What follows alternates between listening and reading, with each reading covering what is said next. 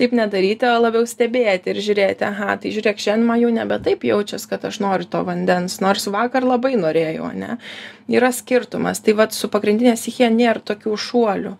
Aš jaučiu, kad visą laiką manyje tarsi yra. Kartais gal užsislepia, aš jos nereiškiu, tarsi ne taip stipriai jaučiu, bet visą laiką savyje jaučiu tokį kaip šaltinį. Jaučiu, kad jeigu man prireiks, tai aš galiu kažkaip išsitraukiu ir galiu tą padaryti ar panaudoti savo gyvenime.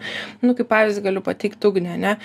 Gal ugnies ne vis laik reikia naudoti man gyvenime, aš kažką ten jau padariau, kažkokių savo pokyčių, vis laik judu į priekį, viskas stabilu.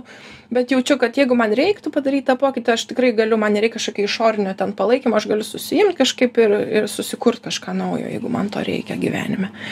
Tai vat taip duoti savo laiko labai ir stebėti, kas manyje stabilu kaip jausmas, kas varijuoja, kyla aukštyn žemyn.